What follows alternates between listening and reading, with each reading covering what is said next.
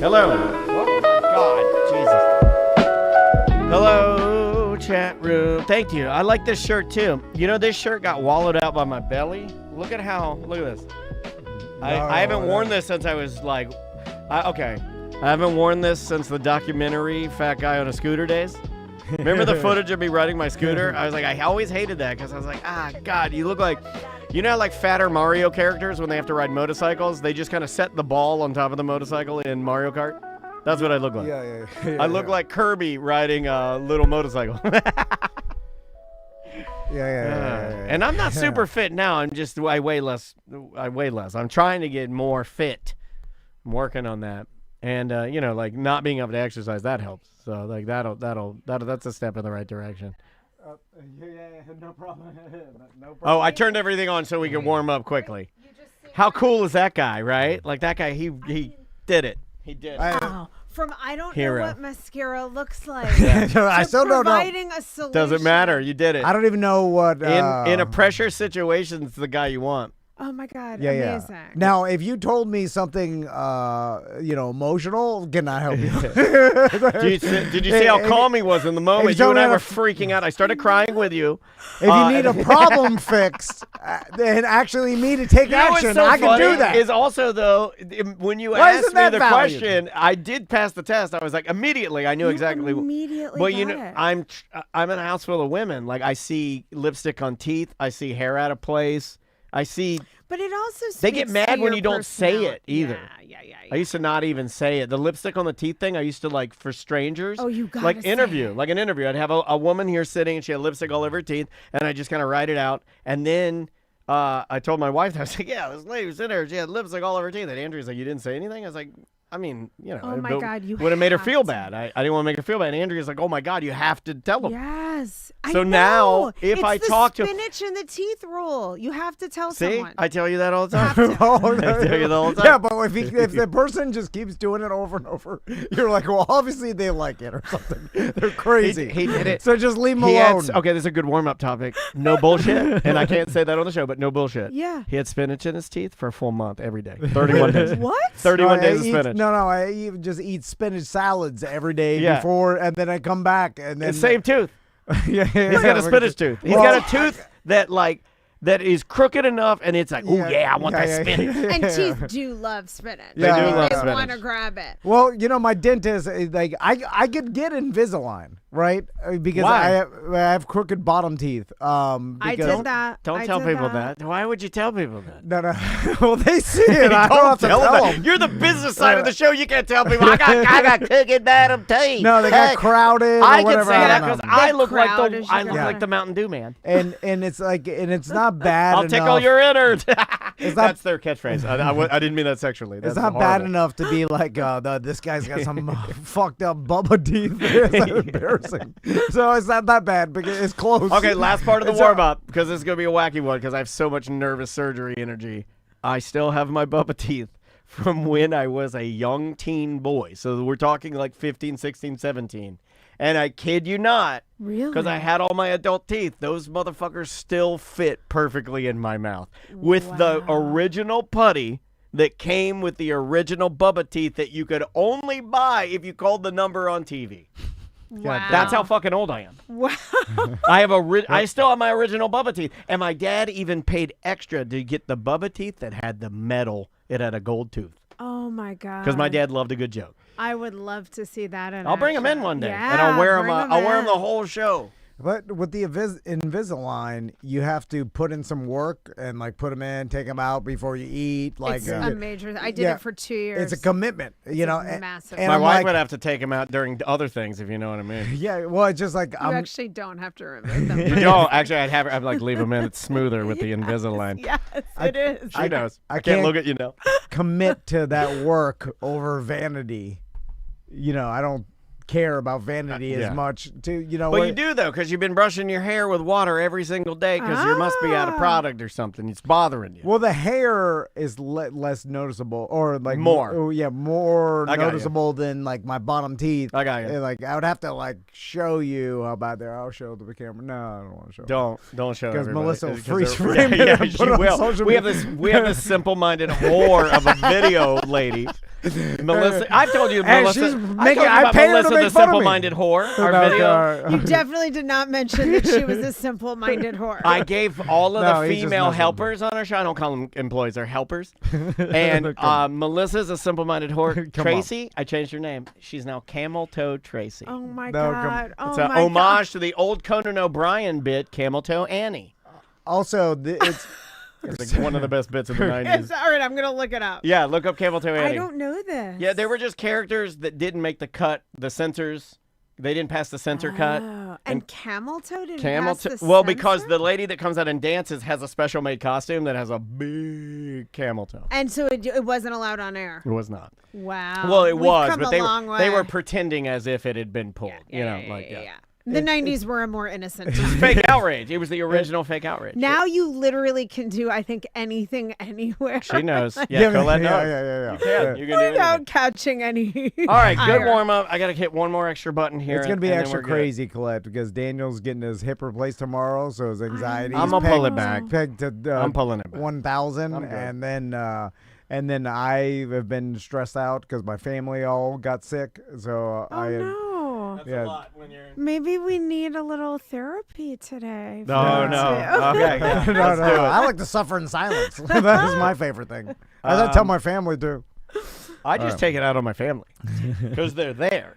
And I figure they're going to stay. Oh, do you want to walk her through what we originally wanted to do? Yeah, we got a bunch. And we're doing two. Yes, Yeah. yeah. Can we walk through, because we have a question, and Tom and I kind of applied it to our collective personalities based on Morgan and Leo. Yeah. Can we do that? Yeah. Okay, I would cool. love it. I We'll would talk love it. about And that. I have a client at 11:30. So Okay, just let's so do it. you know. Let's knock it roll. out. Okay. Let's roll. Mr. Van, Yep. would you like to start, or you want me to do this one? I can do it. I did it last time. Yeah. All right, here we go. In 3, 2. It is Love Thy Neighbor, a relationship show. I'm Dan Dennis. I'm Tom Van. On the couch with us, as always, Colette Jane Fair. How you doing, Colette? I'm great. I was going to let her do it this time because, we butchered it sorry. last week. But this week, You did it through beautifully. through a series of hand cues and linking our eyes together, we landed the plane. And I'm opening the door for her, and she likes that. I know that. I too. do. I do. And when you give me mascara. Do you want to talk about that? Okay, well, yes. Because I don't think people are going to know what's happening, but we just had an emergency exchange, we had an emergency Yes, energy exchange. A female in here. emergency that Tom saved the day. Only Tom could save the day. Now, so when a lot of people are giving this guy the business, this, that, and the other thing, and I'm saying insults at him and poking him, always prodding him. Who is the hero today? So- Tom. Tom was the hero. Undeniably. I love being the hero. I know you do. I am not even saying that. I'm saying this as your friend, and I'm gonna put the camera on you. You can bask in your hero-dom. So, Colette came in here. Colette's a busy woman. We're one of lucky the busiest, to even get to talk to her, to be honest with you. And she's still grinding, promoting Yeah. the book. I thought it was done. No, I caught her in the car this morning. She's writing a new book. She's in the car. She's writing. Yeah. I thought she was gonna relax Yeah. for a minute. No relaxing. I almost hit her. Did you see me almost hit you this morning? No. Yeah, you were coming into your parking space, and I'm not paying attention. And I was driving, not using my full self-driving. And I almost... In the white car? In the white car. I almost killed you. I noticed, and Yeah. I was like, that person thinks Yeah. they're coming out? Yeah. It's my right away. You were like, this was guy's like, an idiot. Boom. Yeah. So She Colette got me. That's so funny it was you. comes in. I'm such a little New York bitch. I deserved it. I wasn't Taking paying people attention. out, I yeah. wasn't paying attention. Were you letting your car drive for you? Goddamn I am the Gen Z. I am the weakest I've ever been of mind and body. Colette comes in and she has a panic look on her face, And then she's like, oh my God, can you tell what's different about me? Well, she's asking me, I think, right? Well, no, I was asking both of you. He Okay. was sitting All right. behind the wall. Because Colette, right when you walk in the door, you could see us both. Like, Yes, I'm in at separate rooms. Yeah, it's Always in separate rooms. Daniel's The cost of quiet. Yeah. Nothing happening in this place. Dead silent. I'm working on emails, trying to figure out, how to save the business. Every day, by the way. You think after 10 years, it should be figured out? Every day I figure it out. And then Daniel's Even on day one, that's a bad sign. When on day one you're trying to save the business. Yeah. You're saving it on day one. Saving the business every day. And then Daniel is in here getting ready for the shows. Sometimes I'm just sitting here staring at the ceiling. Just like. Ugh. Colette comes in and she's like, oh my God, can you tell what's different about me? And then I'm like, oh my God, it's happening. I'll never be able to pass this test. And I even said, this is not a test. Yeah, she said this is not a test. Well, that's what my wife says all the time and tricks me. And then, it's a test. Yeah, whatever I'm about to say is wrong for sure. And then so I'm like, oh my God. So I start looking at you. And then I'm like, I think this is the first time I've really looked at you. He's like, my God. It's probably true. She's a woman. No. It's not that. It's just, I think a lot of people like me just are oblivious to certain things. Like I know. People like you think there are a lot of you out there. Yeah. And this has caused a lot of problems in my own relationship. So immediately I'm like, oh my God, was her hair always blonde? And then I was like, yeah, of course it was. I almost started looking at your social media. Like, what's different? Oh my God, she's missing a foot. Oh my God. Where did your foot go? I go? cry the thing you gave me off. So then, Well, who swooped in using his female powers? I mean, unbelievable. Let me just say, too. Super female powers I have. What's crazy about this is that I am so overly busy, like to a point that this is not sustainable, that I live a mile down the road. I was planning to do my makeup as I was driving at like stop signs because I had clients before this. And I got to the office and somehow I forgot my makeup bag. And immediately when I walked in, I mean, your hesitation was a nanosecond. And Dan, you looked at me and said, no makeup. I was shocked. Well, first of all, I hate it. I hate it when women have no makeup. I'm Yeah. joking. That's a joke. I'm sorry. It was a poorly placed joke. It was a poorly placed joke. I'm like, Nobody got okay. it either way. What does that say about me when everybody's like, I knew it?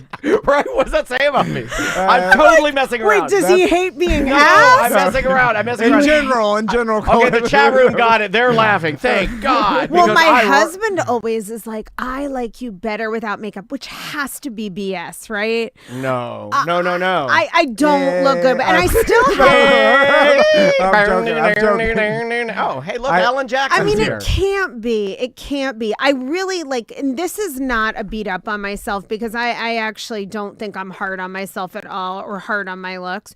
But I don't look good with no makeup. So you saved the day by providing mascara, and you guys don't know this. So I still am lacking a lot of the makeup that I normally need to look presentable.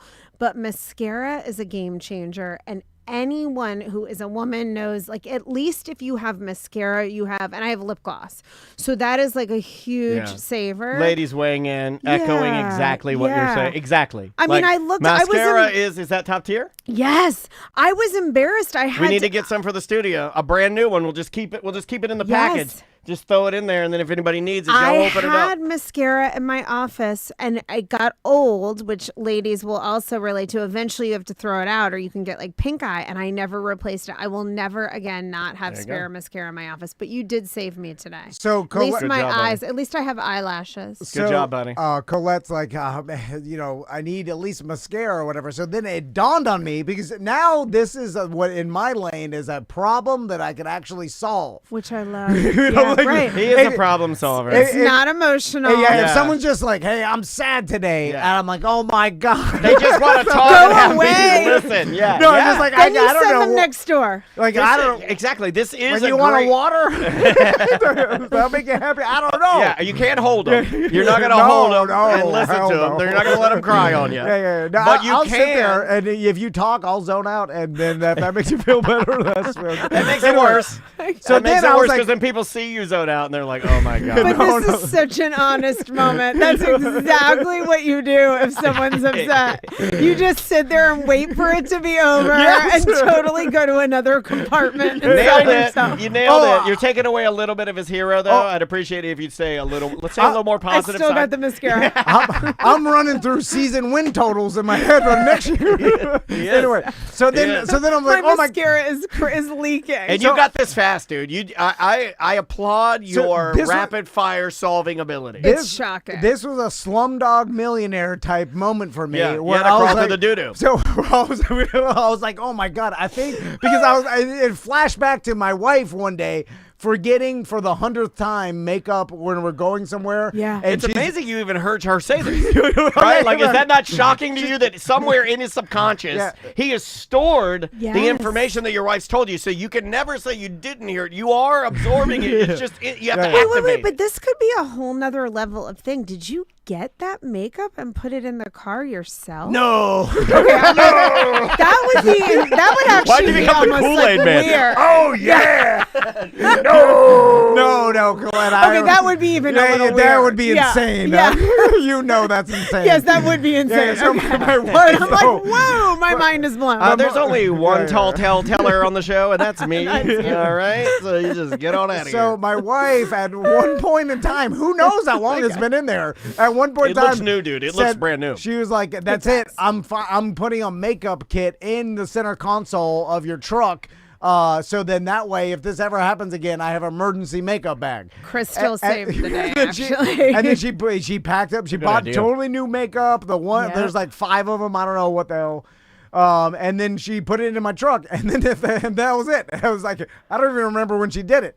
So then when you said, who's got makeup? And Daniel's like, I don't, and then I was like, oh my God, the emergency makeup kit. And I actually was being rhetorical. Like, in a million years, I didn't imagine that you were going to say yes and run to your car. Nobody did. Nobody thought that. And then saw he it sprinted coming. to his truck, too. Now, here's Good job, the buddy. problem for my own relationship, Glenn. This Oh, now is another that- woman's used that makeup. Yes, You cannot. cheated. You cheated on your wife. I Oh, know. my. I might have to replace Crystal's mascara. I cannot tell Crystal that I did this. No, that's You the see worst what I'm thing you saying? could do. Without If you replace mentioning the mascara, then now he's getting gifts from the woman he's cheating on. You can't do that. I cannot tell You have Crystal. no idea what you've done. I helped another lady out with her makeup emergency. In any way. With her emergency makeup bag. Okay, fair. Don't say Fair. hero. Oh, my Yeah. God. He was a hero to somebody else? I, A woman? Yeah. Oh, yeah. I cannot Oh. ever tell Crystal I did this because this will cause some.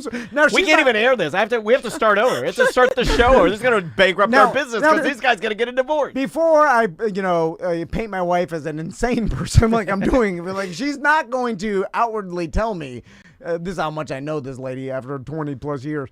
That she's not gonna outwardly tell me this is like a problem. She's not ever gonna admit that that's great. But in her mind, deep down inside, You're sure. this is gonna go. Oh, I've never been more sure. He This- let that bitch use my mascara. yeah, for sure. She's gonna make me throw the bag away, which is Oh my crazy. God, I will buy new makeup That once. doesn't matter. No, No, no, that's no. the worst. Did Okay, you not hear okay. me? I'm not Okay. joking. Yeah. You can't do that. I have to. I don't know what I have to do. You have to There's replace. no way out. You There's know no what? way out. No, there I've is. already You been- Suicide replace pact. it. Suicide pact. that's- No, I know the way out. The Okay. way out is that you tell her that I looked absolutely hideous and that for the sake of the show, you had to use this emergency makeup and then you replace it. Yeah, she knows that's a lie. she does know. She does know. knows all the Yeah. truth. And he can't lie to her. He can't. He's But But he is that can't. a lie? I mean, I really No, I was didn't- not looking good for camera. No, Not that I Colette, look great for camera now, but I couldn't even notice you had no makeup on. Correct. And So she he knows can't that. pull it off. Okay. So the fact that she, and then maybe she Because thinks you look the same right now, I hate to say it to him, than you did when you walked in. Because Right. maybe I the could have like a gaping hole in my head Maybe and this- Tom would not The notice. most glaring, example that you did hit yourself to a crazy whack. Right, right. maybe she'll think that I did notice, which would be like, why'd you notice Right. that? Like because you Why never are you noticed even it with me. noticing another Like, woman? We're Yeah. making it worse. The more we talk about this, honestly, know. like I'm concerned and scared. Okay, and, let's- And you guys are just kind of just doing it. Let's you know. close I'm the a- mascara caper ever. I'm gonna tell her right this in the line of like if she kicks the door in, I'm scared. she's gonna take Listen, me out. I'm gonna tell her this is all a bit for ratings. I have to tell you though. For rating. I would. Okay, there you go. For rating. I'm gonna lie, Because Clint. this is a fascinating topic. Ratings don't matter. This Yeah. guy's really going deep in the lie bag. She'll smell the eyelashes or something. She will. She can smell eyelashes. I have to say, I might be mad if my husband, not that he like came to the rescue, but if he let someone else use my makeup. Oh yeah. Yeah, now that I think about this. Now that I think about it, I've ruined your marriage. Sorry, Crystal. It's my fault. No, it's no. my fault. Now listen, it's all up to the audience. Don't tell her about this. They won't. They're cool. Yeah, just be cool. Yeah, be cool, Because bro. she'll never hear this if someone just be like, "Hey, did you?" And you could even say, "Hey, did you hear what happened?" She'll never go back and listen to it. No. But She only listens to herself on the show. That's a fact. if you tell her exactly what happened, then I'm gonna come and get you. Yeah. Because we have a trust here. Okay. Yes, please. We Treat talked it trust. out. We talked it out. That's great. That's great. Well, you look great. Good to see you. At least a little better. Well done. We're here. All right. What do you want to talk about, buddy? Okay. This was a subject that we brought up right before last show, and you're like, "Hey, remind me to talk about this," and it was about being tired of your partner, and like just. This is what happens with long-term relationships. Yep. Like and I think it's normal, and but it's hard. Like, And it's even deeper. Like I would like to throw our hats in the ring as perfect examples of. I'm sure, and I know that as long as you and I spend time together, working very hard, talking and communicating, whether it's real communication or whether it's fabricated or amplified communication for the show, we can get the same level of getting tired of each other. yeah, oh yeah, it's impossible. Maybe even not- more so because it's so intense and we have this common goal and we're working so hard. And I think sometimes that amplifies Yep. the amount of tiredness we get. You know, Like get on each other's nerves. I think Yeah, I or I- like sick of each other because you're together constantly. not quite that sinister, not that deep, but I do think it's there. It's just like any other. I think you can. I guess short of the long is you can have this with any relationship. I agree. I agree. And everybody has personality traits that can become annoying after a while, and then it's hard. It's like or instantly. Yeah, or instantly. Yeah. And you have to admit to yourself too, because a lot of people don't do this, where they're like, "Well, my partner is the annoying one, or that's the one that's the problem," and then you, without looking back, you're like, "Well, I have some traits that are irritable." Or Every person does. And then, they're like, and it can be annoying after time after time. Oh my God, everyone is Yeah. annoying. And you should know how you're annoying. I know exactly what my flaws are, what can be a pain in the butt about me. Like I communicate about everything, which is healthy, but can be annoying. I'm very particular about everything. I have an opinion on everything. I'm easily scared and anxious. Like all of these things are super annoying, right? Like they are. They can make being with me day in and day out like not as fun. Yeah. And I'm aware of that, and yet, but there are great things about being around me, but those things are also going to create some wear and tear on anyone who spends a lot of time with me. So I'm curious, what do you think is annoying about you? Oh, I know a lot. Like, But like one on a is, day to day for your wife, what do you think makes you like a frustrating or annoying partner? Not your deep flaws, your day to day. I constantly am questioning everything on why things are the way they are, or why are you doing this, or Like what's the the logic reason. police? Yeah, logic police. Oh, that's a good one. I'm like the logic SWAT team. I got it. I'm logic ice. Your logic. coming to He's logic guys. Yeah, he is. This is your rap name. Yeah, and he loves logic. Never shows his face. Quick to kill. Quick to kill. Like quick on the trigger. Yeah, He'll no, get and, you. and, Oh, you don't no- like logic? You get the hell out of his country, he says. And my wife outwardly tells me all the time, like, who cares why? Yeah, what's Quit. that about? I don't know why. It's my personality. And then when she's like, who cares? I'm like, why wouldn't you care? What's an example? Like, is there like what might you be asking about that no one? You know what it is? Let me see if I can think of where one. I think of it when Really, I say anything. logic, please. It's like in TV when you're watching a show and people are like, "Well, why did they wouldn't leave the hotel?" Oh, he does without that. talking to the. It's like, Yeah. who cares? No, Oh, you're yeah, doing yeah. it. You're okay. Perfect. Oh my God, it's Yeah, the yeah. magical mascara made you Yeah, the crystal. right. Yeah, like That's it. Like I can't get lost in the story. It's Yes. distracting of why the person wrote it like this. You're doing it a little bit with Fallout, and he's not looking at Fallout with video game lenses. He's looking at Fallout Yeah, like yeah, it's yeah. Fallout real. Can people live in a bunker? Oh, that guy's Well, not the nose bunker part. So you that get guy's- really literal. No, well, some of it I Walton understand. Goggins' nose is melted off. The fantasy is fine because I'm like I just keep telling myself it's fantasy. Just But go you with shouldn't it. have to keep telling But- yourself that. yeah, You see yeah. what I'm saying? But, Like, like, you should be able to just sit in it. And be there. Be How present with it. other people live their lives. I'm like questioning, like, why would they do this to themselves? Why are they getting so angry every day? Do you say this out loud? I Do do you that say one, too. things to your wife about why she's doing what she's doing? I've learned to that would stop be that. super annoying. Yeah. That one would have got me good 10 years ago. I would be divorced whenever. My pop-up lived a solitary life because of that, and I saw it. And like, Why are you such a stupid bitch? What? Why would you say that, Grandpa? yeah. And then and we kind of talked about this at your book release about like. No, we couldn't have. Oh, you mean on the stage? I was gonna say we couldn't talk to her at all in her book release. No. But I'm just saying on the stage when I was talking about like living with a real man, no emotion, very hard, and then like very set in his ways, like that kind of thing, like not. Valuing emotion at all. And Daniel's taught me a lot, even working with Daniel over the years, because earlier on, like 20 years ago, I used to, even as a young kid, I would say like, who cares how someone feels? What? Doesn't mean anything.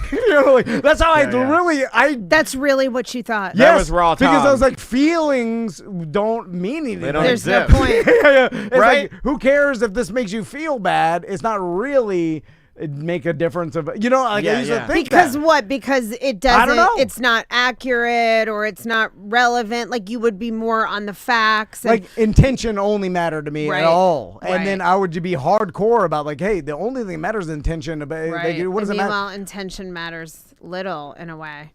Well, that's hard for me to accept. You ever seen I a balloon understand. deflate? Well, No, and yeah, that just, it has like, to. right. Emotions have to matter. It has to be. You have to weight them at some point. And like you have to. Yeah, how and you impact someone, even if Yeah. you didn't mean to hurt them, but you hurt them. If you care about them, then we would presumably care that we hurt them, which doesn't have to. People get in trouble because it becomes about their character and they want to defend their intentions because it feels like somebody saying their feelings were hurt is an attack on their character when it's not. If somebody says it in a clear way, hey, what you said hurt my feelings. It doesn't mean you have to jump in and protect yourself. If you're willing to say, I'm so sorry I hurt your feelings, full stop, we have a very different exchange, right, of empathy and connection and feeling closer. Yeah, And yeah, I yeah. suggest you do that at home if you're not already. He's way better at it. Yeah, I yeah. think. That's no, great. I know that. Incrementally. I know that my serious comments probably aren't as good for what we're trying to do here, but you are. I think we both have learned from each other in the differences that we have. Like I'm Just to the say, emotional sorry. guy, Yeah. and he's not. Oh, I never. And I know sometimes I feel like I know I'm a lot. I'm a lot. Like I can't do like silence very well, and I want to connect and talk to people even when they maybe need quiet or they want to be reserved or be with themselves or they have their process. So is that what you feel like is annoying about you, that you can always want to engage? Oh, much like Tom, I feel like there's tons that can be annoying, but like not stopping to, not being serious. Not being serious okay. enough. Okay. Or maybe just allowing people silence or space, Yeah. right? Not interrupting them because you feel like you're so excited that you want to do something that you're jumping on everybody I else. do that too. Yeah, well, we've talked about that before where Yeah. we have similarities there. I hate it, Yeah. and it's hard to control. But I will say that being mindful of it and talking about it is the only thing that seems to be able to fix it, right? When you and I have discussions about our relationship, even in here, that's the only reason we're able to hold it together and fix it, is because we do that work. We do.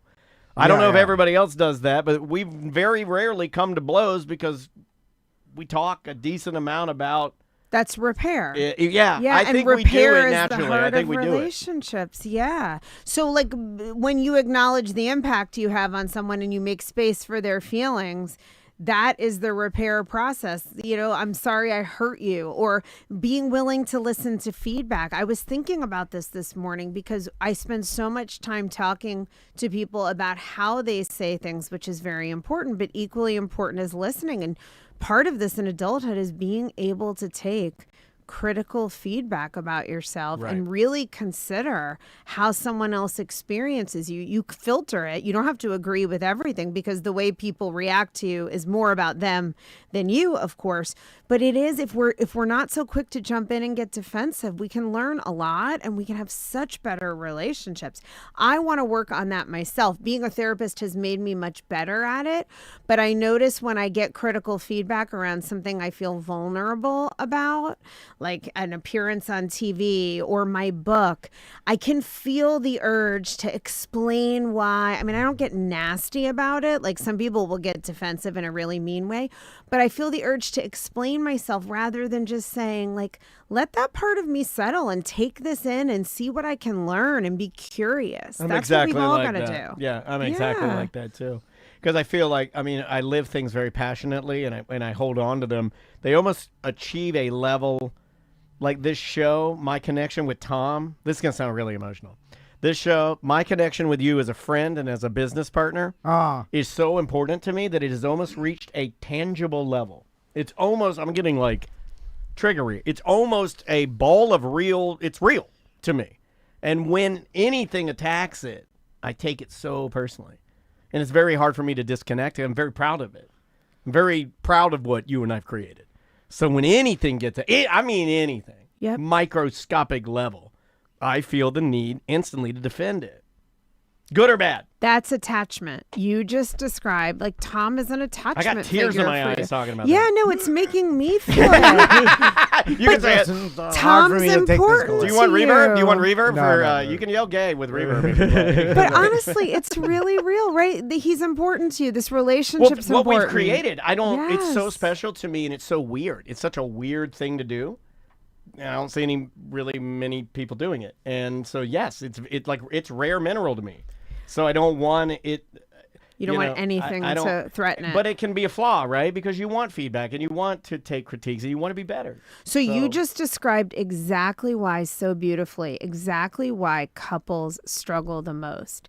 It is that dichotomy between the paradox that the more you love someone, the more important they are to you, the more anything can feel like a threat to that connection, and the more likely you are to go into some kind of survival response. Defensiveness is one of the greatest hits, right?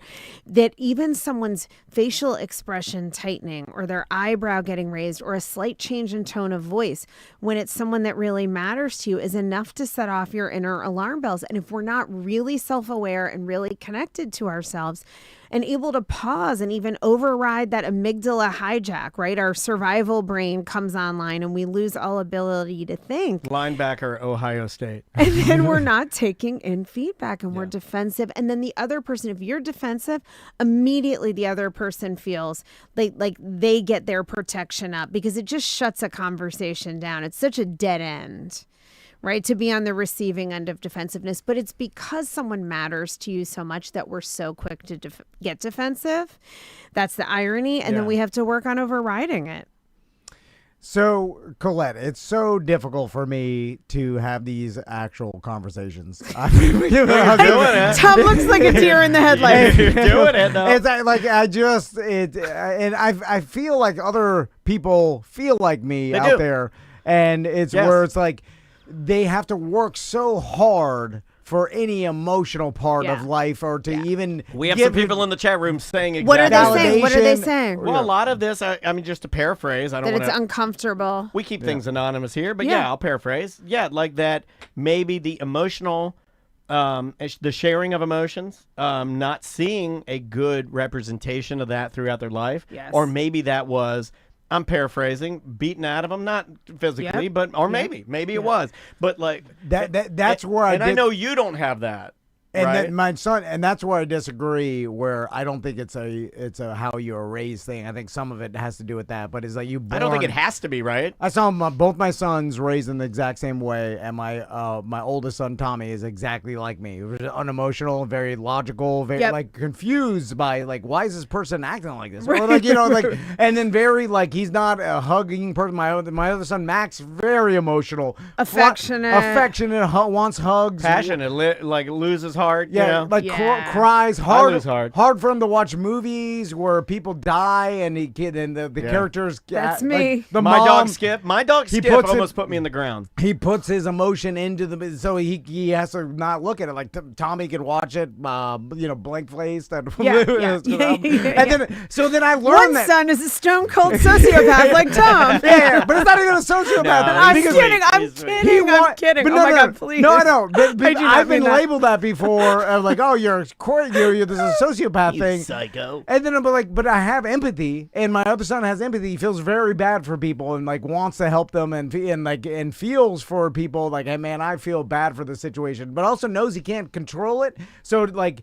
He can't do anything, but he does feel bad. Anyway, seeing that, I'm like, man, it's like a genetic trait or some way your brain is wired. Personality. So some people are more logical. They don't have as much access to emotion, to your point. Some people are just the way they're wired. Our limbic system is our emotional nervous system. And some people do feel more deeply and intensely and actually make decisions more from an emotional or what we call felt sense place, right? The gut. Other people will make decisions by deducing logic and weighing facts.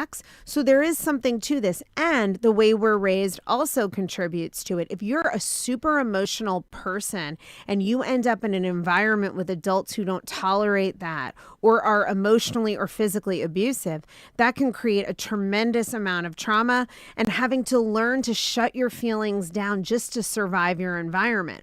So one of the challenges in adulthood, whether you're super emotional or not, we all do have feelings. I mean, sociopaths, just to be technical for a minute, they do have differences in their limbic system and they don't feel in the same way. And I am definitely not calling you a sociopath. That was a bad joke. But no. The rest of us are feeling, and it is the primary way we connect, by sharing what we're experiencing. So even if you're super logical, you don't have to become a different person, but you would benefit from just getting in touch with what's happening in your body, because it is the way. Emotions are messengers that point us to our needs. If we're sad, we've lost something that is important to us. If we're angry, that means we need to take action because something that's happening isn't right. If we're hurt, there's a wound that needs tending to. Everything we feel is telling us, it's informing what we need to say or do. So it's worth it for everybody to get in touch with it a little. And most of us haven't been raised to have a good example or a healthy idea of what this looks like. So I'm really glad we're talking about this. It seems to be very much resonating with the chat room too, because I think, and we've always said this, that most people that I think really connect with our show and even this show, but more so our show, Tom and Dan, is that you're gonna be, you can see yourself in one of the camps. You can, and I think we get a pretty heaping helping of a 50-50 there, I think. Right, either that you're really emotional, or and if you're really emotional, I got so much negative messaging about that, really not from my parents, which is fortunate, but from the world and from former partners, that I was dramatic or irrational or, oh, this again, or why are you making a big deal? Right. Or, and that can be very damaging too. But when we're talking about sharing emotion, it isn't dumping your emotion on somebody else or getting reactive. Like if you're angry, it's still not okay to scream and yell at people. You can regulate yourself by breathing, by validation, self-soothing, taking a time out and come back to someone and say, that made me angry and I'd like to talk about why, what it meant to me, what I need if you're willing to listen. That's being an adult that listens to your anger and honors it and also respects other people. Yeah, I'm constantly telling my oldest son, because he's confused by people with emotion, and I'm like, hey, they can't control it. It's a chemical in their brain. Poop in their pants, but in their brain. It's like pooping your pants in your brain. They cannot help themselves. Yeah, because he's like, why are they doing? He thinks it's Totally. and he's confused by it. And I'm trying to think of like, I wish there was someone telling me this when I was a kid, because I just shot out into the world. Would like, it make this you feel people are better? Crazy. Would it have made you feel really better? Great that you're doing that. Would it have made you feel better? Like thinking about that, Yes, a yes. young TC Van. Someone telling me like, oh, this is how it works, like scientifically. Yes. And then because that's what I can understand, because I like once I put emotions into chemical like release in in your brain, that's when it clicked, and I was like, oh, okay, if you think of it like that, then I'm a lot more sympathetic to it. Yeah, they're signals of energy. Physiologically, it's a real biological thing. Yes, yeah. And then the facts that helps you, the logic of it. Yeah, the logic of what an emotion is. Because he's always questioning everything. I'm like, I don't know how it works, but we're back to what's annoying. But you know what? When I point that out to my wife, she's very angry. Not in the moment. Where's my mascara? I'm like, that's a chemical release in your brain. You're crazy. Yeah, you are crying. Chemicals. When he said that, I wanted to high five him. Your brain is releasing chemicals right now. You nut job. Making you That's something my husband would probably say to me. It's just your crazy chemicals. They're running crazy. Just let it relax. The greatest thing you can do for somebody is just give them permission to feel what they're feeling. Now, that doesn't mean taking it out on you, but there's nothing that feels worse than telling someone what you're going through and they start to try to fix your problems, talk you out of it, tell you why you shouldn't feel that way, how you should be grateful. That makes me want to punch someone. Yeah, that's the most thing. It's so invalidating. It just shuts the conversation down. But it's an important point. We're not all experiencing our feelings the same way, and there should be education for this. It would save a lot of problems if we learned basics of what emotions are about and how to talk to people. I mean, it's helped you and I. I mean, I think you and I communicate probably as good or better than most business partners because we also see the value in the differences. Yes. Right? Like there are so many strengths that he has because he cannot react, like let me tell this guy off real quick. Hold your roll, Dan. Let's take the Tom's way. And then there are times when, you need a little extra emotion on this. And I reach my hand up and I'm like, hey, dude, I got this. Amen. You know what? This is everything. It is the things that annoy you are the things that also draw you to someone. And it's a system. Every relationship is a system. So you need that other person's strengths to balance your deficits. And at times those things that are so different are going to bug you, but they're what we should really embrace for intimacy, even in friendships. I mean, intimacy is an emotional process. So you're right. The fact that you guys are different, maybe at times it can be irritating, or differences with your wives. I know my husband and I are night and day, but that very stuff that he does that sometimes drives me crazy, like be super logical when I'm emotional, is also so helpful to me. If I had a super emotional partner, we'd be like floating down a river about to go over the edge. But I will say, caveat, the sex would be amazing. Yes, agreed. Double emotional sex is where it's at. I've been in one relationship with a guy who was also super passionate. Almost all my partners are finance people who are super logical and unemotional, but I had one relationship where it was like someone more wired like me, and it was very passionate. It also ended in a fire. You burn them down. You gotta burn them down. It was a disaster. You know that when it's super passionate, you're like, oh, I'm gonna have to burn this down. But it was amazing while it worked. Oh yeah. Oh, my wife, she thinks that in the back of her mind. She's like, imagine if I was with another passionate person, and she dreams about it, and I'm sure I'm like, man, you. Does that bother you?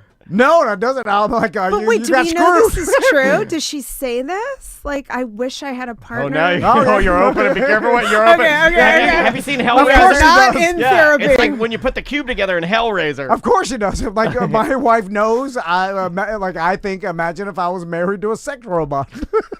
And the truth comes out. I find him searching real dolls in his office at least once or twice a week. Yeah, but I need to put him some work in the house. Wait, you guys, it is only a matter of time until I am doing therapy for like AI human mixed couples. Would you do that? Yeah. Or would you draw the line and say like, hey, I can't do that.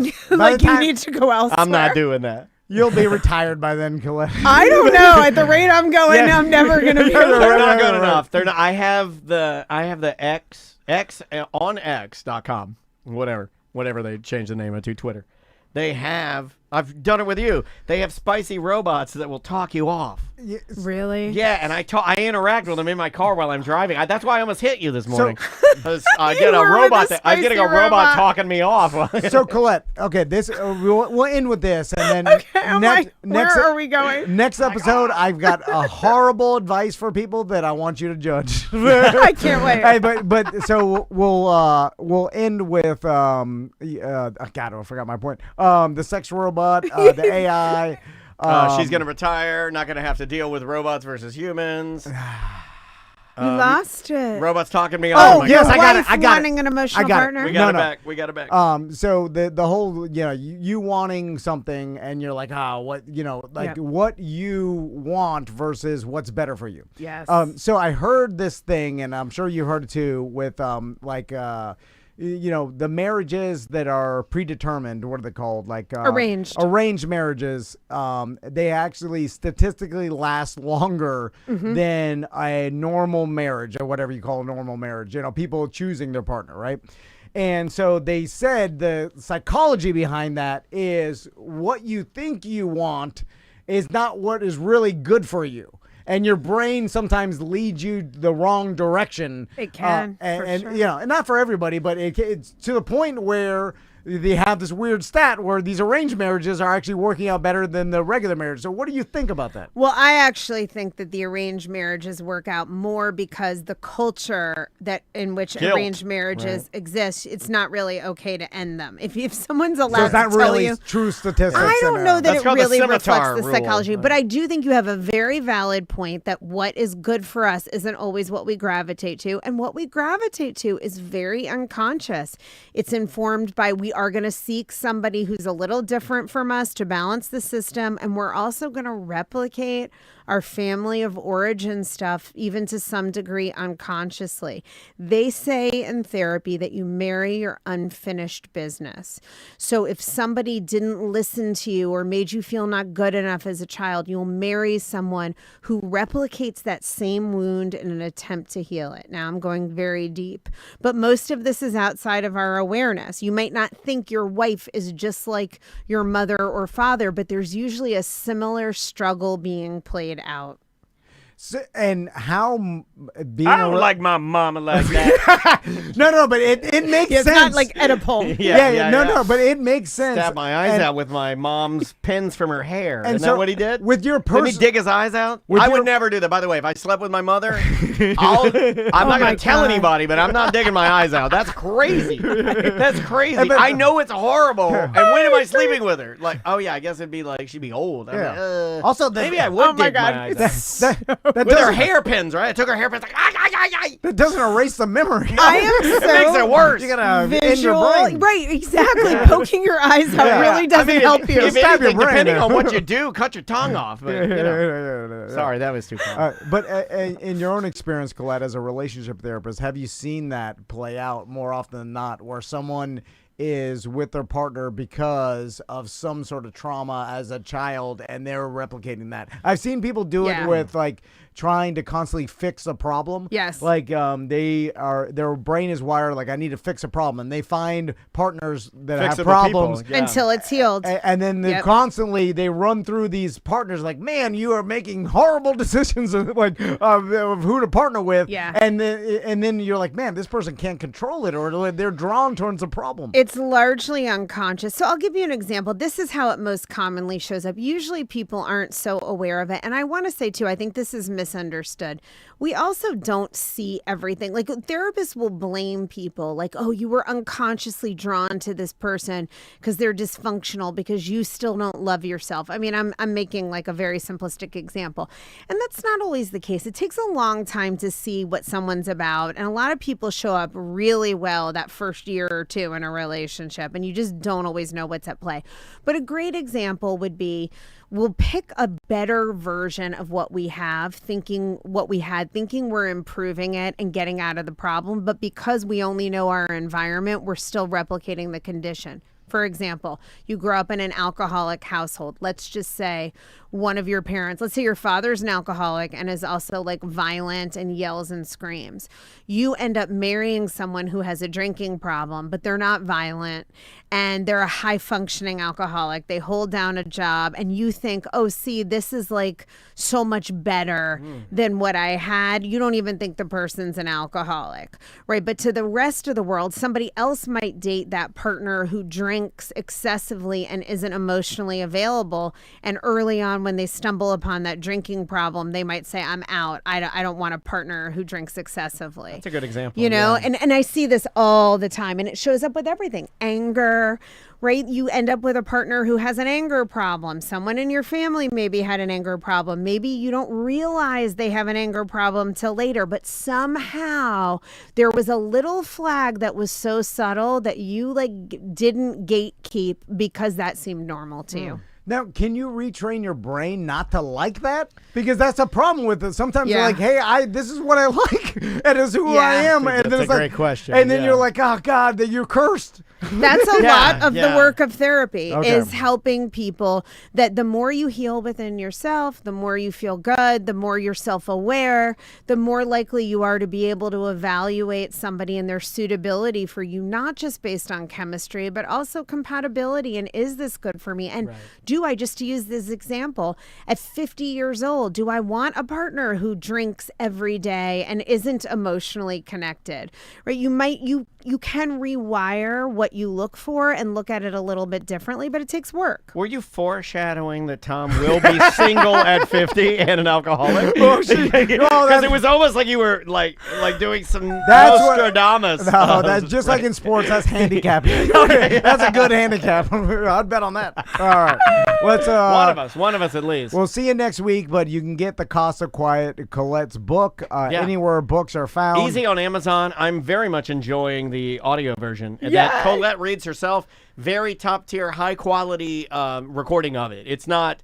I know some people do very bad jobs with their audiobooks. Not this one. This is a great one read by the author. So Thank you. it's And really yes, good. Penguin Random House did a good job. They And really I did. read it, and the book gives so much actionable, simple stuff to make communication better in your relationships. There you go. All right, we will see you next week.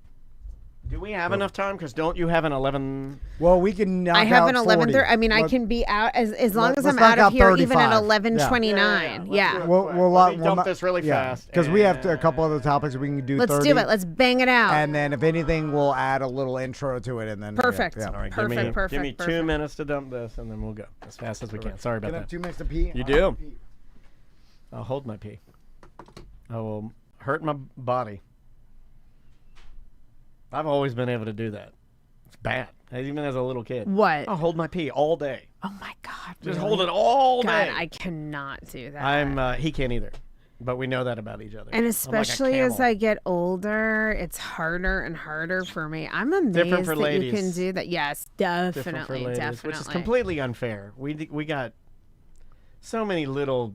We're just less complicated, simple. I know. You know? I know. Just put a hose on it. You know, it's easy. Like I know that. Well, no, and I'm not gonna have trouble with that. That's a stupid even thing to think. I was thinking about like my kiddo, but she's pretty logical. Is And she? She's emotional, but like she's like her mom. So what's interesting about her is that like they've kind of like low key micro talk about like menstruation, there's always like micros, Yeah. just whatever little tiny things. Yeah, And that's good. I think that's kind of how I was done as an only child.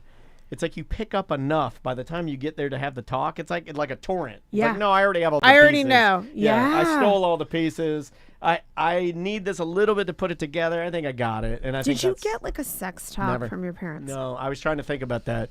I did not, because I picked up all the little pieces. I was always with them. Yeah. So I yeah, kind of you knew figured what it out. was. Yeah, yeah. I mean, I didn't, but that is one thing. I never heard them. I never saw them. You know, like people have myriad of walked stories in of on my walking. Yeah, parents. no, not Ugh. me. And we lock the door. Ugh. We lock we lock it up tight. It still skeeves me when I think of it. Yeah. Yep, yeah, it should, I think. I don't think you're supposed to be okay with it. Agreed. All right, you want to start this one, buddy? Sure. Here we go. And 3, 2. 1. 3, 2, 1. 1. Welcome to Love Thy Neighbor, a relationship show. On the couch with us, Colette Jane Fair is here. How you doing, Colette? I'm great. Daniel Dennis, and I'm Tom Van. Good to see you, buddy. What are we going to get in today? Okay, so a couple things. One, I want to talk. Daniel's been, listening or reading or listening. Listening. I'm not going to lie to you. I've been listening to it because it's easier. You pop it on in the car. You use the Audible app.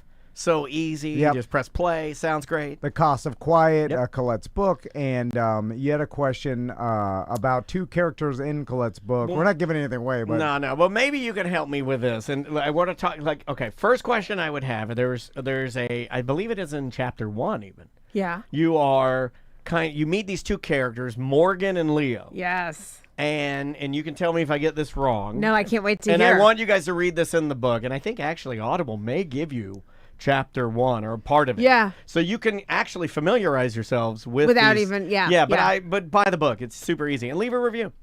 Thank you. Okay, Leo and Morgan. And what struck me about this is, and maybe I was just doing this with my lenses, as I was downloading this book into my brain and listening to it. Leo is kind of the dad who has sort of forgotten about his wife and family. She's handling everything, Yep. and he's kind of going about his providing aspect of the role as a husband or a dad. yeah, And yeah. He's I going, call that doing the dad. doing the dad. Yeah, thank Doing you. the Where I dad. emotionally disconnect from my family, and then I just scroll and watch sports. Yeah, hey, all There right. you go. That's Great. Leo. And Yes. then you got Morgan, who does a lot of the mom stuff, I believe also a job, but does the lion's share of the mom stuff. And I'm listening to this, and then Morgan in this particular, let's fast forward. They're obviously coming to Colette for therapy in the book. And Morgan, it turns out that Morgan cheats. She steps out on the relationship.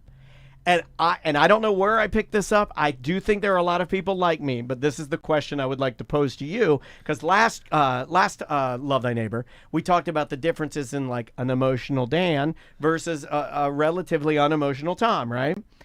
In this scenario of Morgan and Leo, I kind of had framed it, and I think I sort of believe this in a weird way, and I'm not afraid to admit it. Yeah. Maybe I need to correct this way of thinking. But it's like Leo, yes, he wasn't helping the family, but he never did the cardinal. He never stepped out of the family. Right.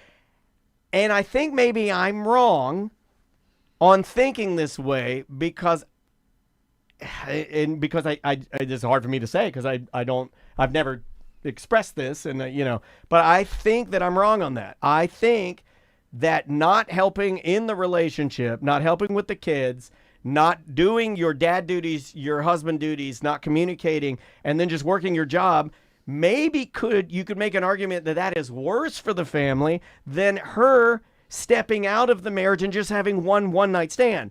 But for some reason, I am an emotionally wired person. And when I heard this chapter of the book, Yeah. How'd you I react? immediately, no matter what, villainized her beyond I'm like, no matter what he did bad. Because she cheated. No matter how, because she cheated. And I don't necessarily think that's right. And so I wanted to throw that at you because Yeah. I also knew that my partner over here, if he were in that scenario, if Tom were Leo, he would be the only one of the two of us that could save that marriage.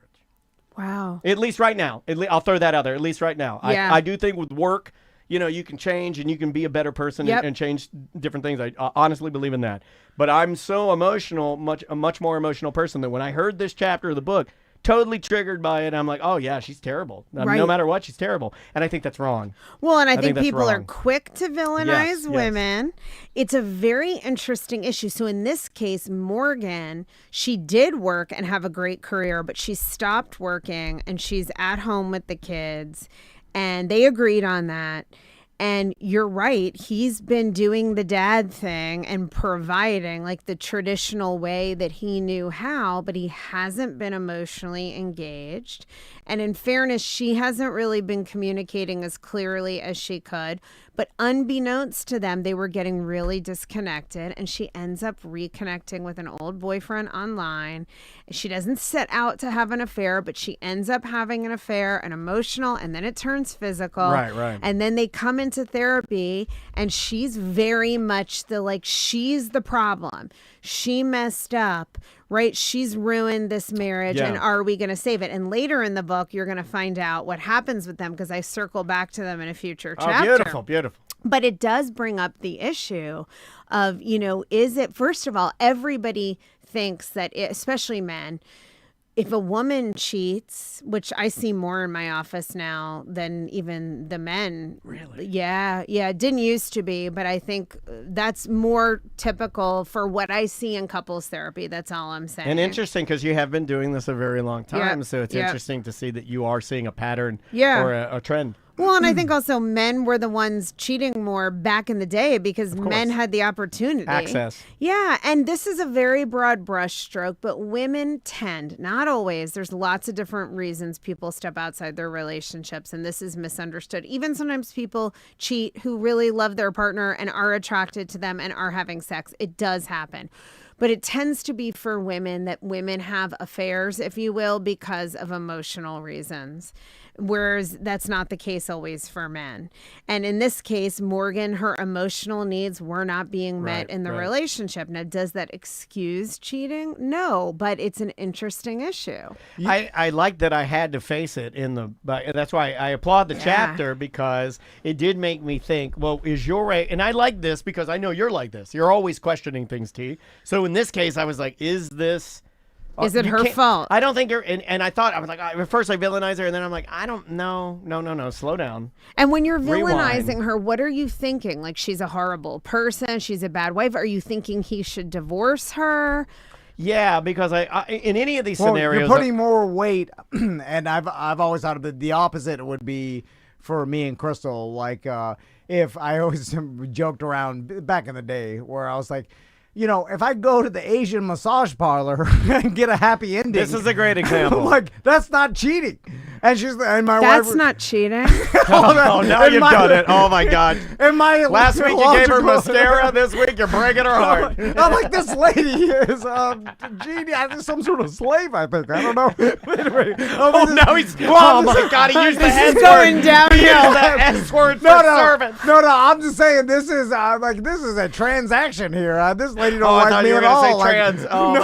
This is spiraling out of control. Like, how is that cheating? Because I'm like, this physical Wait, act do you is not really cheating. think that's not cheating? No, well, I understand that it is for the. Okay, Yes, you move understand on. that people think it's cheating, but do you think it's cheating? Oh, she's asking you like a congressional hearing. Did you? I said, sir. Right. Well, I did not have sexual relations with that woman. We will have order. We will have order. By the way, if you don't think that politicians and like other people know what to say on the stand versus what not to say, like I know what to say on the stand. Tom is currently deflecting as we speak. I do they think call that's him on the stand, Tom. Yeah, I do think I'm not going to tell you But exactly actually, how Tom, I feel on the I stand. have had a partner say exactly that to me. Someone who was unfaithful to me in a way that was my God, like Karen. in actually like the exact way you're describing, and who said I need to meet this Same man. cop haircut, same polo. same happy ending parlor. The guy looked like, typical drunken wing house. But D-head. exactly. And literally, though, kind of said basically, it's not, I thought of it as not really cheating because there was no emotional connection. It was just transactional. Like, I didn't even look the person in the face. Yeah. He likes it. He likes it better when they're mad at him. It was adult. This tends to Human not doll. work with women. Yeah.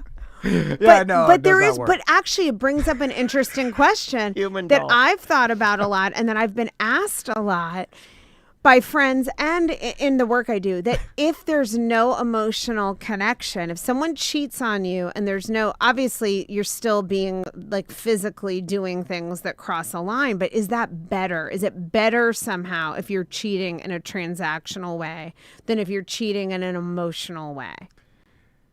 Oh, is it better? I'm Are you curious what asking me? Yes. I mean, Yeah. What to do you me, think? Because to men me, typically look, don't I'm an like the emotional physical. person, Yeah. but I'm so emotional that it doesn't matter. Does that make sense? Yep. Like They all suck. I am on that end of like you just should not do that, Right. and if you're doing it, well, then it can't be. I'm almost to the you can't be repaired. I've thought about this before. Like, just can't be repaired. It would be such. That's how my husband. How feels. would I not My think husband about it? is like that's a hard line. How in would the I not sand. obsess over it? If my wife went to a massage parlor, right? Okay. I'd watch this. I Oh will, my God. I will take a lie detector on this. I love these And- videos and too. then- They cut her tank top off with a pair of scissors. And then At I first they see- put baby oil on, then they cut the tank top off. and then That's a waste. And then she one day, we're at dinner. I'm eating dinner. What dinner are you eating? Yeah. Mexican. I like margaritas. You're at La Fiesta here in town. Yeah, Great I'm Mexican drinking food. margarita, and she's like, I have to admit something. I went to, remember that massage you got me? I went there, and while Man or woman? Oh, the man was massaging me, and while I was getting massage, like he did the move. I seen it in the videos where he gets closer, and then next thing you know, It starts with the butt. And then I'm drinking my margarita. And then she's telling Are me, you drinking your margarita fast or you start using the straw? And then she's like, it just happened so fast, and then it happened. I'm like, oh my God! I'm like, I can't believe that. You'd be like, man, I'm turned on right now. No, and I would just be like, whoa! And then she's like, I'm sorry. cool, I'm like, that's dude. whatever. I guess you needed that. So you know what? I don't know. So You you're know, not going to divorce. Another margarita, please. Can I drink 5 margaritas tonight? sir, can we have some more chips and the orange habanero Can sauce? I do that to you later? Like, it would not. You I would mean, say that? You would slide that in? You'd be like, hey, can I massage you later? Like that I guy don't- that completely well, cuckolded me? first, did? I You think, wouldn't divorce her. No, over no. that. But I think she had a brain. I'm like, are you okay? Do you have a brain tumor? Like, that's not the way she normally Who acts. are you? Yeah, I'll She'd be like, yes, I do. I have a brain tumor in my vagina. I would be like, oh my God, she's someone different. Then I'll be like, well, that's kind of exciting. I thought it was old, mundane, But I know you well enough to know he's a wheeler dealer. This guy likes a deal, much like Yeah. our president. But this guy likes a deal, and It's you a- would want to do it yourself. You'd be like, do I get to do it now? Colette, hypotheticals are hard because if Yeah, I'm you're right. honest, You're right. and I'm telling you as a joke how because it wouldn't, but in that transaction would not bother me as much as if it was like. She fell in love with someone. Yeah, because if she falls in 100%. love with someone else, I'm like, oh, like now, like this is I agree. a bad thing. Right. We're not coming back from this, or like this That's is so much more threatening to me. Yeah. But you're right, the hypotheticals. I mean, I think it's interesting to think about philosophically, what do you think is worse, the emotional or the physical? I mean, even though I'd be more wounded by the emotional, I think finding out a partner of mine was communicating with somebody on Facebook inappropriately. Like, this is a very common form of emotional infidelity. Like, someone is bored and they reconnect with someone they dated a million years ago, and before you know it, they're telling that person on Facebook more about their lives, and they rationalize that, well, I'm not really crossing a line because I'm not having sex with this person. But that is a form of emotional infidelity. Really, if you're not comfortable doing something in front of your partner with their full knowledge, it's probably crossing a line. So to me, that's still, as much as that would hurt me, it doesn't seem as bad as if my partner were having sex every day with someone. I got you. But this is the big thing that people don't realize about therapy, because we don't talk about it. Infidelity is so painful. It's hurt so many people. It's so stigmatized, right? Like a cheater, the scarlet letter. It's still the thing. Look at the astronomer CEO thing that happened over the summer where that Coldplay kiss cam. That lady's done so many interviews about She's how this making has $1 million ruined bucks. her life. Yeah, except she's now making like $1 million a pop. Oh, really? She's turned it into a crisis PR thing. Oh, she's fine. And she, though, but if you look at, I know I'm all over the place. If you look at, she got villainized so much more than he did. We are so much harder on women who cheat as a society than we are on men. Yeah. 100%. And the point that I was originally going to make is that most people actually, if they love each other and an affair happens or an infidelity, a one-time and ongoing, most of the time people repair it. It takes a while to get it out of your head. It takes a couple years to really work through it. And I'm certainly not advising people to go cheat because it's a hot mess to put back together. But so many more people get through it. And most of them think, if my partner cheated, that's it. I would be done. I could never get past it. And then you're in the situation, and it's different than you think when it happens. I like that. Why do That's you a think- very honest answer. I was also sitting here trying to run, like as Tom says, run the numbers while we're doing this. Yeah. And I do love my wife so much that I would want to fix it. Yes. I feel that. That's there. Yes. And So, that would I think probably you're right. prevail. The first think you're right. reaction would be, F you, Yeah. get out of my face, I'm out of here. Well, I'm always that, right? I'm always hot at first. Well, you know this. hot Yeah, at yeah. first, and then it Yeah, settles down. and most people react Yeah. that way to the discovery of any kind of affair, right? It's so hurtful. But then most people often come back, depending on what the relationship had. How in love are they? How much is at stake? Kids, a life, whatever. It matters like how invested you are. Then they'll come back from that reactivity and say, I'm so mad, I'm so hurt, but I'm willing to give it a try and see if we can heal it. And part of my job is to help people heal from these scenarios. And I see it happen all the time. Have you seen it work? Yes, all the time. That's what I'm saying. More often than not, which is what's interesting and would not have been what I thought prior to doing this work myself. I thought most people that there's an affair situation, they get divorced and it's ruined. That happens, but usually the affair itself isn't the real reason for the divorce. It's that the affair happened and the marriage already had a million problems, yeah. and That's that's what what it ends is. up. Yeah. Well, that's what I found. That's like, an important reframe for everybody to Yes. hear. in too. this Yeah. particular scenario, Leo stepped out, months and months, Could have maybe been, no, I think years. I think it was years in Yeah, this scenario, years. if I'm remembering correctly. He's been emotionally detached for Checked out. years, checked Yep. out. Some and- people from jump. Yes. I know those people too. There are people that get married and you're like, oh, there's yeah, I've nothing been in that. there. Yep. like you gotta There's be no connection. There's no way to access them. Like you got to be honest Yeah. with yourself, and Yep. like if I'm Leo and I'm like emotionally detached from my wife for years, and then she steps out to find some emotional attachment because humans need that. I gotta be like, well, it's my fault. Of course Yeah. it is. Yeah. You know, You've like- got to at least take responsibility for that part of it. Well, that's Yeah, yeah. exactly what I did in my Yeah. car when I was listening to this, because I had that moment where I'm like, What is she supposed to I knew do? what I felt, but I'm like, hold on a second.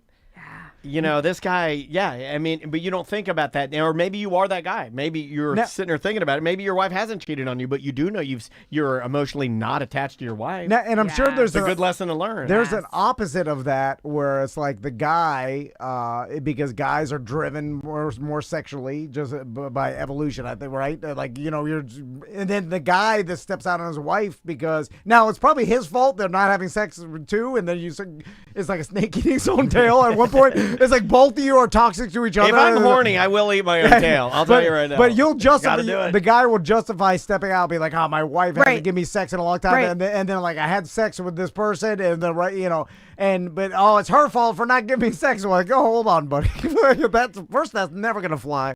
Second, But people do rationalize these things that way. But Yeah. no, I know. But it's like then you start blaming each other. Your relationship is fractured. Like Right. you got to I mean, start from the And beginning. everyone's pointing the finger. Yeah. I It's no think one's- you're point the finger yourself first, but you gotta. Exactly. Well, Thank you- you. You just did my job for me. That's what everyone has to do. That's his motto. I mean, if you were to do a T-shirt or something or a boat flag, it would say "Blame yourself" on it. Yeah, look at what you're doing, because the reality is with Morgan and Leo, and in most situations, each person contributed something to what's not working, and we have to look at all those pieces. It's not about find the bad guy. It's about how do we make this relationship work. The detached person has to own that they're not really engaged. They're not on the dance floor. They got to plug in. The other person has to own that there were other solutions than cheating. They could have communicated. They could have handled those feelings Correct. differently Yeah. and repair that injury. So there's work on both sides almost always. Also, I feel myself looking at it. My lens is fractured a bit. Or colored in a different way. You can't look at a collective, meaning a relationship that is two people. And when you say relationship, it is a one, not a two. Right. So you can't look at it like, at that point, it is up to you both to figure out how to communicate. Yes. And that, in my mind, makes, I know you like to walk it through Yeah. to find what makes sense. That makes sense because I'm like, oh, well, sorry. The mission was you two. It was both of you. Yeah. So if anybody fails, you both fail. Yes. Like astronauts, like the Exactly. military. That is how I'd look at That's a it. good And analogy. you're right, and you are right. It's really not, let's say you find out someone's cheated on you, the immediate reaction, it's their fault, like you're so hurt, and that's valid. And eventually, as we do therapy, we're able to look at the relationship like, okay, what role did you play in the dynamic? What was working? What wasn't? And that doesn't mean that you're responsible for someone cheating on you. That's never the answer. It's betrayal. betrayal, it's deception, it's wrong, and it causes harm to everybody. But usually, and I explain this in the book, usually when there's an infidelity, there's a lot that wasn't going right, that wasn't being addressed for a long time before that happens. Not always, but most of the time. I have an email from listeners that ties, I mean, it literally sits Yes. smack dab in the middle of this. I will not say your name, but I want you to know that we did read your email. So I'll just say SNL from Melbourne. There we go. We'll keep it anonymous. Hello, Tom, Dan, and Colette. My husband keeps saying his friendship with his ex is, quote, strictly professional. But she's also the one he eats lunch with, shares memes with, and sometimes texts after hours. He says it's harmless, but it's starting to drive me nuts. I don't want to be the jealous wife, but I also don't think it's normal to hear him laughing at texts from someone he used to sleep with. That line stabs me in the face. Totally. He swears it's nothing, but it just feels off. Am I being insecure, or is this a boundary thing that needs to be shut down? Please help, Anonymous.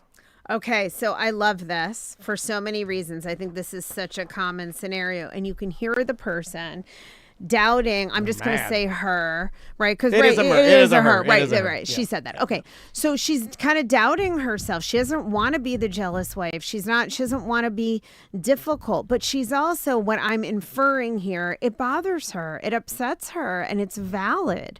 I mean, everyone's got a different idea of what crosses their own boundaries, and it really matters to you. Like what doesn't feel right to you. To me, this sounds like this doesn't feel okay to her, and she's not being jealous or insecure. That's her own like inner doubt about how she doesn't want to be perceived. Yeah. Instinctively, she's saying, okay, maybe he's not doing anything that he thinks is wrong, but it's crossing a line into a territory that disrespects the relationship. I certainly wouldn't be comfortable with it. I think most people wouldn't. But what really matters, like if there's somebody out there who's like, that would not bother me at all, great. Go for it. That's your life. But for many people, this wouldn't feel good. And it doesn't have to mean, it's not so black and white as I'm not sleeping with this woman or in love with her. These are like micro betrayals that actually lead to bigger infidelities. Most people don't set out to cheat on their partner. It starts because you cross a few lines, you get into inappropriate communication, and then before you know it, eventually it gets grayer and grayer. So I would encourage this person to honor her feelings and to really know that the way she's feeling is totally valid, and to say to her partner really clearly, you know, this is hurtful to me. Maybe you're not doing anything wrong, or you have no malintent, and yet it still feels threatening to me. I'm not okay with it. Yeah. And I do want to ask for some boundaries. And, you know, to me, my husband texting back and forth with someone he slept with and laughing, and I absolutely not. Yeah. And I feel no qualms about, like, I would say no to that. Now, I don't know the context. I don't know if these Sure. people have to talk, but I think there are things that are just, it's enough that it bothers us and it makes us uneasy. And you're not controlling the person if you just say, look, this is hurtful. Are you willing to create some boundaries? Are you willing to hear me out and create some boundaries? Is that the hardest part in therapy? That because you said something very important there. You said you're not doing anything with them. You're literally only controlling what you can control, which is raise your hand.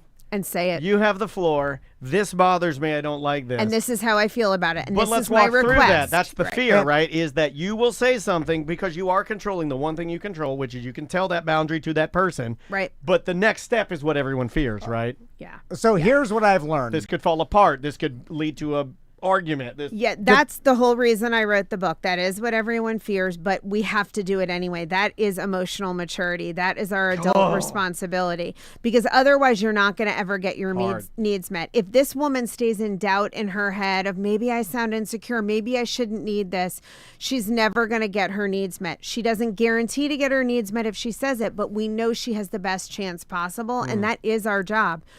Show up for ourselves by saying it calmly and clearly. Here's what I feel. Here's what I'm asking for. And then let's say you told someone, and then I'm going to shut up, I promise. Let's say you told someone, this really hurt me. It doesn't feel comfortable. Like I do feel like, and you had confidence in your feelings and you said, could you please, let's just make something up, not communicate with this person after hours. Let's say it's a coworker. I'm just going to make this up. And that your partner repeatedly did nothing about your very vulnerable feelings, then what does that say to you? Then you have choices to make about that response. I think people are afraid of those choices, though. Yeah, Well, but you got to engage in your own life. Yeah. So- yeah. And I see less and less people doing that. Yes. I think like this guy, and my advice would. Okay. Yeah, Oh, No, are you gonna here. give really bad advice? Oh, I love No, this. no, no. I can't wait. Because this guy's like, hey, I'm not cheating on this. Is my ex-girlfriend. We're not together anymore. We're just coworkers. Whatever. I'm not cheating on you. Whatever. Like this is ridiculous. And in your mind, you really feel that way.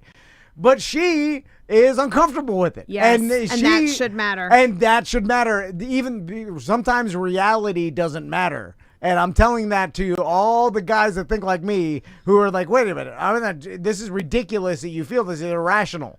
And then you, Right, this is back to what we were talking about before Yes, with emotions. you're not Yes. validating their feeling. You have to then say, for the health of my marriage and myself, I need to validate these feelings and stop this in some way. care about them. Or move and be like, you know what, you're right, and move on because your wife's more important at the end of the day. And then also with all this and just saying like, okay, I'll just do it for her.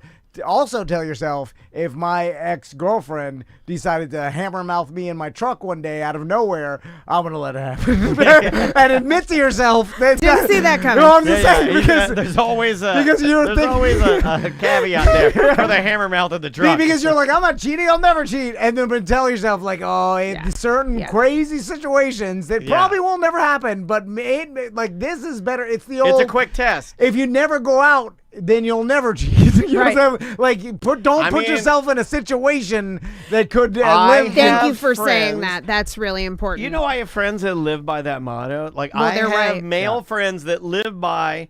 They're just like, And look, it seems ridiculous. I but- can't put myself in those scenarios because I will take advantage of them because I am powerless to them. So I just don't put myself in the scenario. Well, actually, I think that there's a lot of validity to that we're human and these things can happen more easily than we realize, that we have to be realistic and have our own boundaries. It's really not a great idea to continue to banter back and forth with somebody you have a sexual history with. Like, it's a slippery slope and it's just a poor boundary. If you care about your relationship, don't go out drinking with somebody you find physically attractive till midnight, right? It's just it's a bad policy. Yeah. So there's that. And on the flip side of all of this, if you have a partner, because there are people who are also super controlling, and that's not good either. You know, we can and should be able to have friendships as long as they're boundaried and appropriate. But if you have a partner who's constantly saying to you, you know, hey, I don't like that you do this. I don't like it. Like everyone you talk about. I mean, that can be a thing too.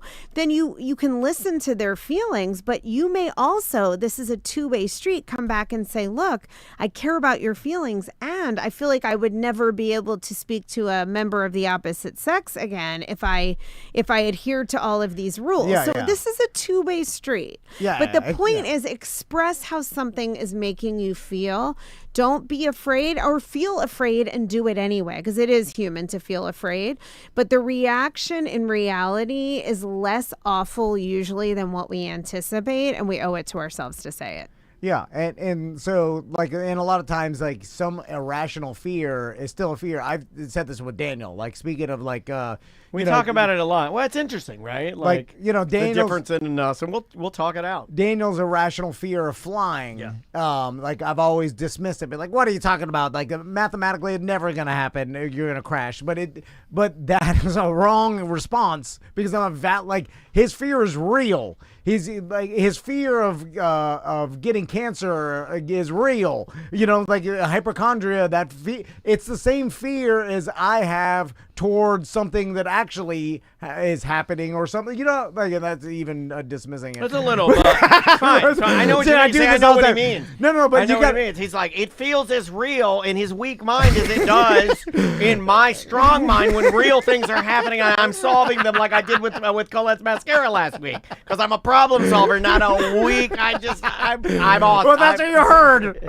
Anyway, but it's like you have to validate someone's feelings. Yes. Because and you if have you don't, to say your feelings. It does make them better, though. Like what Tom and I figured out through him. I'll give this to you. And we figured this out like years and years ago when we were flying a lot, right?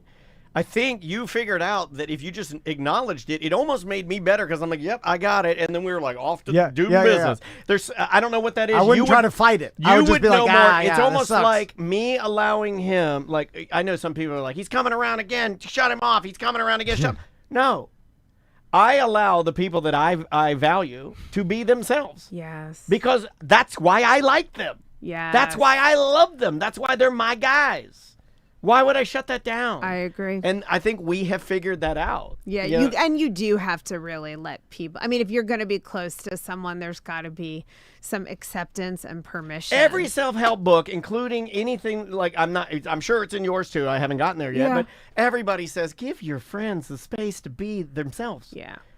Stop trying to make them something they're not. Yeah. You're forcing something that's not. It's futile. It won't, like, people don't change fundamentally who they are. And people often come into my office, like we all feel like, I want to change this about this person. And it is my job to help people do exactly what we're talking about today.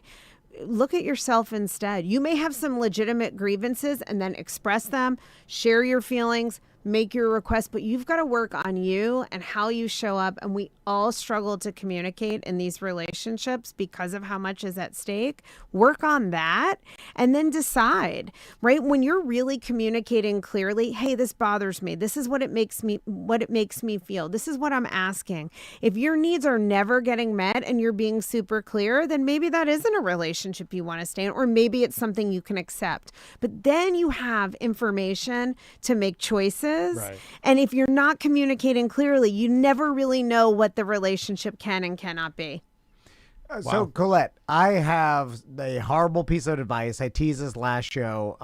Yes, I love it. When we get to the end of the show, we're going to get one piece of horrible advice for you guys. And then it's real quick, because I started thinking about this, and I was like, this is true to me, but you'd probably say this is a horrible way to think about it. So I'll explain. So is this your massage parlor's not cheating? Okay. I was thinking, I was like, is Zoloft the Ozempic for relationships? And then I started thinking about this, and I was like, all right, like, I could see myself giving, like, if I had some friends that their relationship was a mess, and then, but I knew that they wanted to work it out, but they're angry, yelling, like they just cannot get along. I would tell them, I'm like, just like I would tell someone that it could not keep to a diet or exercise and couldn't figure out how to get skinny or whatever. I would just like get on Zoloft, or like I tell someone to just get on the Ozempic, and that will help you even out everything. So then you could try to work it out naturally. Using it to calm the waters enough to get into therapy. And just to start working on yourself, but use the chemicals as a as an advantage, a head start to try to eat, and then try to work it out naturally over the next year. The chat room sort of agrees with you, but with ecstasy, not Zoloft. No, Zoloft, I don't know if you'd get the same effects, because isn't that a slow release where you'd have to be on it like a month? So the catch is, I mean, there are people who really would benefit from medication, and it will make some of the relationship stuff easier, but it's different medication for different people. Zoloft isn't going to help everybody. You need a psychiatrist that obviously, But your example, to make it valid, you're saying just maybe work on yourself. Get the help you need to do whatever you have to do to make it And yeah, and then that may be just a head start, a boost to like, it's a chemical, way to solve a long-term problem. But maybe then you could think clearly enough to. You're right. For a lot of people, this is true. Actually, even yourself out because like lots of anxiety, depression, and stuff. It could be, bouncing you up and down and stuff, and then you can't handle any problems when you're in that state. Agreed. And I've seen like chemicals help people a lot, and then they get off them later.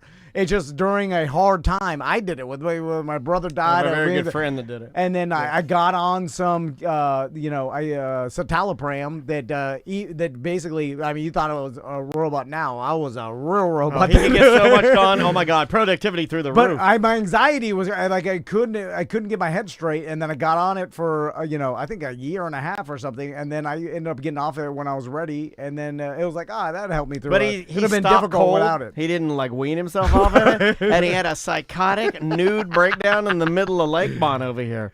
He was slapping the ground like Comey. I'm just saying, Remember sometimes Comey 2012? chemicals can help, right? Colette? No, I absolutely agree. I think that's a big topic, but it is very true, and we need to destigmatize taking meds because it's important and it helps a lot of people. And I've taken it too for a period of time during my divorce, and it helped tremendously. I'm on cocaine right now. Yeah, there you go. It's the only thing keeping me awake. No, I'm kidding. I'm joking. All right. No, Colette's got to go. Yeah. The Cost of Quiet, her book can be purchased anywhere books are found. Yeah. Again, that's The Cost of Quiet. Colette, thanks so much. Yeah, we appreciate you. And we will see you next week.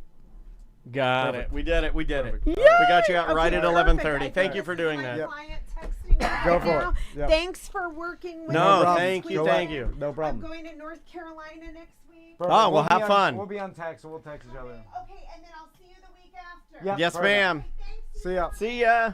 I got to pee real quick. I guess we're done, right?